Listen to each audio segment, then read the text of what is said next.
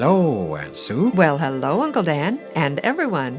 We're glad you're with us today. I happen to know it's Aunt Sue's turn to bring us a story, and I'll bet she has an exciting one all ready to tell. That I do, Uncle Dan. And my story today concerns a boy who learns a lesson of kindness and respect for others, whoever they might be. And that, Aunt Sue, is an important lesson for everyone to learn. But it's especially important for boys and girls to learn to have respect for older people and to be courteous to them. In this day and age, it seems that Grandma and Grandpa are too often, shoved into a corner and forgotten. But in many other parts of the world, this is not so. In some parts of the Orient, for example, old people are respected for their age and wisdom. That's true. And maybe your story for today will help us understand that a little better. What's the title of your story, Aunt Sue? I call it For His Own Good. It's a beautiful spring day, and Mark Compton is enjoying every minute of it on his walk home from school.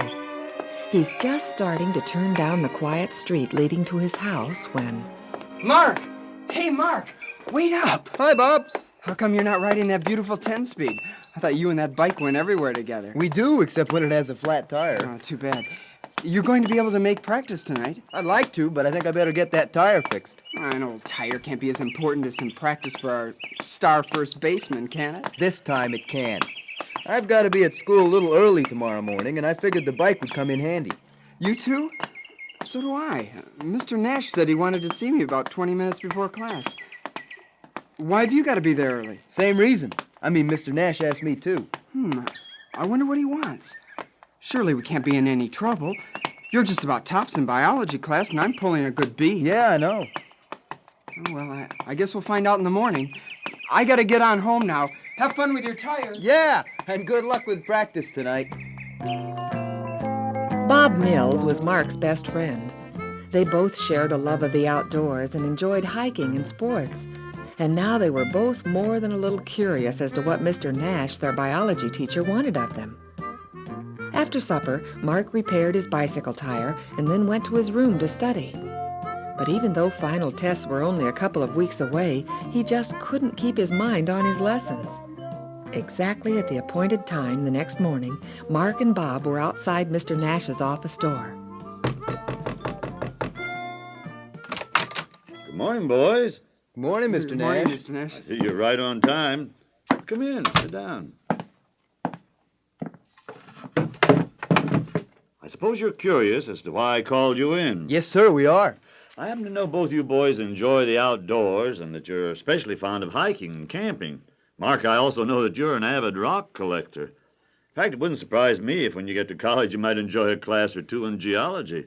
You are planning on college, aren't you? Yes, sir, I am. Well, anyway, as you may know, I'm taking a little extra class work in fossils this summer. In the last 2 weeks of August, I'm making a trip through Yellowstone Park for some first-hand study of fossils and rock formations. Now, I thought you boys might enjoy coming along for a little camping and hiking, and, maybe I could get you to help me a little now and again. How does that sound? Fantastic. Out of sight. You really mean it? A full 2 weeks in the mountains? Yes. Now, there are just two things to consider right now.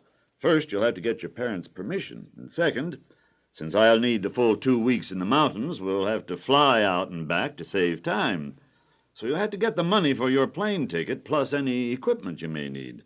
I'll let you know how much the tickets are. Oh, no problem. I'm sure Dad'll give me the money. He'll figure it'll be the cheapest 2 weeks of peace and quiet he and Mom can have. What about you, Mark? Do you think you'll be able to go? I'd sure like to, Mr. Nash. I'll ask my parents as soon as I get home tonight. Fine. Now, you boys let me know as soon as you can. Later that day in the school hallway, Hey, man, how about that? 2 weeks of solid camping in the mountains. I can hardly wait. I'll bet an old rock hound like you will bring back so many rocks the plane won't be able to get off the ground. For sure I'm going to need some new camping gear and probably some better hiking boots. Wonder how much the plane ticket will be. I don't know. You don't think you'll have any trouble getting the money, do you? I hope not. But Dad says business has been quite slow lately. But I think everything will be okay. I'll know tonight.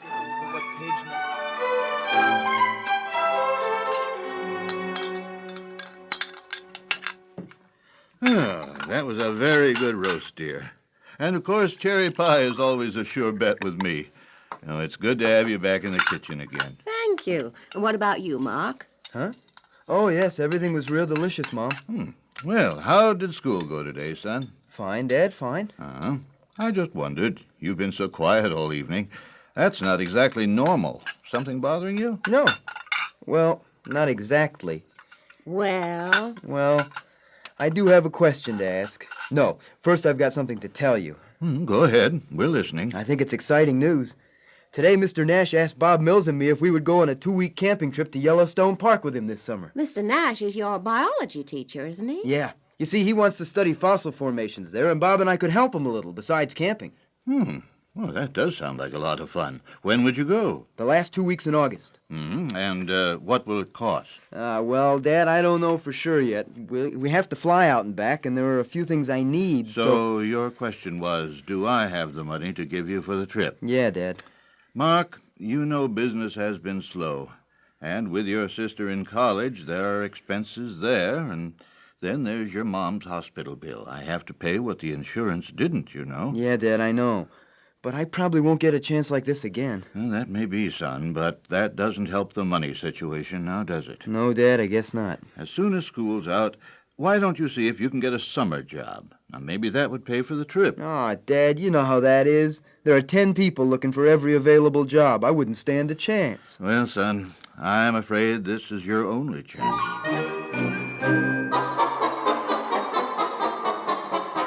Mark! Hey, Mark! Guess what? It's all arranged. My folks said they'd be glad to pay for my trip. Fantastic, huh? Yeah, Bob, that's good. And I'm going to get a new sleeping bag and backpack and hiking boots. The works! And... Say, what's wrong with you? You are going, aren't you? Huh? I don't know, Bob. You don't know? What do you mean? My folks don't have the money right now. Oh, man, that's bad news. What are you going to do? I don't know. How about a job? That's what Dad said. But you know no one's hiring right now, especially high school kids. Yeah, you're right. I guess I better go see Mr. Nash and tell him the bad news.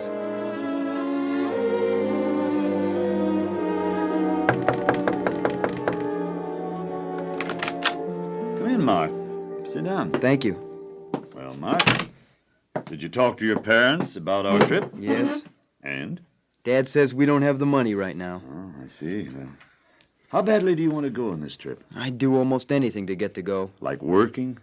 I mean a job. That's what Dad suggested, but nobody's hiring high school kids. But you would work this summer if you could. Oh, yes, but there's a slim chance of that. Maybe not as slim as you might think. What do you mean? I happen to know Ed Wilkins. He's the manager of Springer's Supermarket. And I also happen to know he's looking for a boy right now, someone he can break in on bagging at the checkout and stocking shelves. Would you be interested? Would I? I sure would. I know, Mr. Wilkins, and I know you'd have to work fast and efficiently. Can you do that? I think I can. I'd sure like to give it a try. Okay, I'll call him and tell him you'll be in to see him right after school. Okay? Thank you. Thanks a lot, Mr. Nash. The first chance he got, Mark told Bob the good news. And then after school, he headed straight for Springer's Supermarket. Mr. Wilkins? Yes? I'm Mark Compton. I've come to see about the job you have. Oh, yes, come in. Mr. Nash called me earlier today. He said he thought you'd be interested in the job. Yes, sir. I could work after school now and then full-time when school's out. Till about the middle of August, I understand. Yes, sir. Mark, if I were to give you this job, I'd expect you to be here promptly on time every day, and I'd want you to work efficiently. There's lots of work to be done. And when you're not bagging and carrying out groceries at the checkouts, you'll need to help stock shelves. And do you think you're the man for the job? Yes, sir. I think I can do it. And I can start today if you'd like. Well, I'd like you to start tomorrow, Mark. Today you can fill out these application forms, and when you've done filling them out, I'll discuss wages and hours with you. Here, fill out both sides of this sheet and this side of this one, and print as neatly as possible. And if you have any questions, I'll be glad to help you. Mark felt very fortunate to be considered for the job, and he filled out the application blanks as carefully and neatly as possible. Of course, this would mean no baseball practice, and he'd have to quit the team, but he didn't mind. It was worth it to get the job. When Mark was through, Mr. Wilkins put the papers on his desk and explained the hours Mark was to work and the rate at which he'd be paid. It sounded good to Mark. Then you be here promptly at 4:30 tomorrow, Mark, and we're in business. I'll be here, and thank you, Mr. Wilkins. Oh, just one more thing, Mark. Yes? Remember, customers are our business. At all times, be courteous. We want our customers to like us. Yes, sir. See you tomorrow. As Mark left Mr. Wilkins' office, he felt good about the job. Oh, there'd be lots to learn, but he felt he could handle it. And best of all, he'd earn enough money for the trip, and maybe be able to save some besides. He rushed home to tell his parents and Bob, and then called Mr. Nash to thank him. With the trip assured, Mark turned his attention to final exams and passed with flying colors. Then, with school out, Mark began to work in earnest at the supermarket. Some days were very busy and long, with several hours of overtime required to complete all his chores. But Mark learned quickly, and before long, Mr. Wilkins complimented him on his speed and efficiency. One day, Mark, Yes, sir. I know you are exceptionally busy today on your checkout lanes, but we need that shipment of canned goods marked and put on the shelves by noon if possible. I'll sure try, Mr. Wilkins. I think I can. Mark worked as fast as he could, but he still had 20 cases of cans to shelve when he was paged to come up to checkout lane number 1 to bag groceries for a customer. The customer was an older lady, and she seemed to be a little forgetful. Twice she delayed the checker to go back into the aisles for forgotten grocery items. Now she was fumbling for her checkbook and pen. Mark began to grow impatient. He thought of all those cans and looked at his watch. Then Lane 2 signaled that they needed him. Quickly he bagged the groceries there and returned to Lane 1. The old lady had made a mistake on the first check and was writing another. At last she was done, and Mark started pushing her groceries toward the door. The old lady stopped to look at some potted plants located by the door. My, what healthy plants. Maybe I could use these to get Ben interested in gardening again. He used to enjoy it so. These are very pretty. Don't you think so, young man? Yes, ma'am, but I gotta... Oh, I would like to get some of these. Would you mind waiting while I pick out a few of these plants and borrow? Yes, I would mind. I've got other customers waiting with their groceries. You're not the only customer in the store. Oh, I'm sorry. I didn't mean to. Joe, come over here. Yes, sir? Joe, take Mrs. Wynn's groceries to her car. And Mark, you come with me to my office.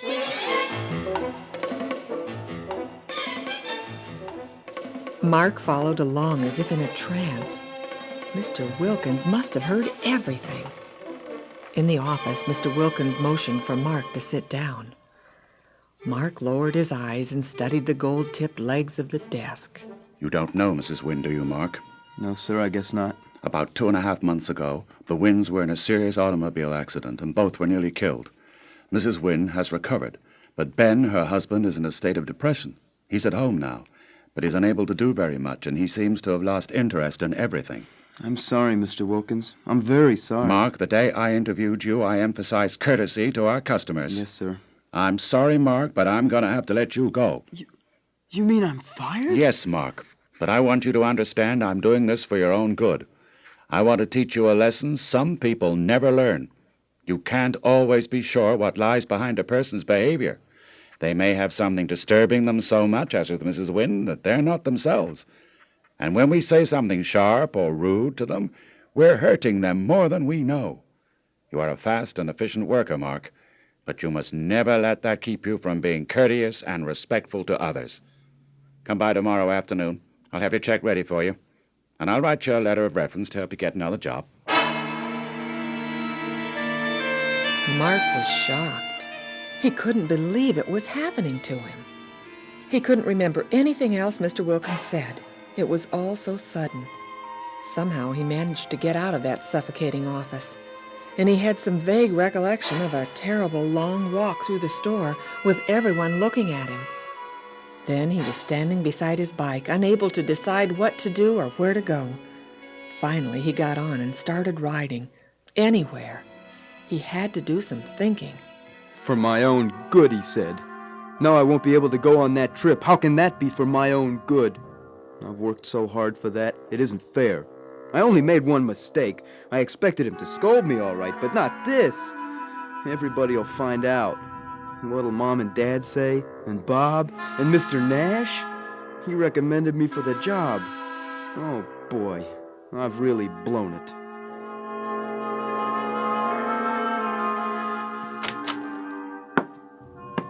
Why, Mark, you're home early. Have a slow day at the store? No, Mom, it was a very busy day. Oh, are you sick? No, I'm okay. What's the trouble, son? I lost my job. I was fired. Fired?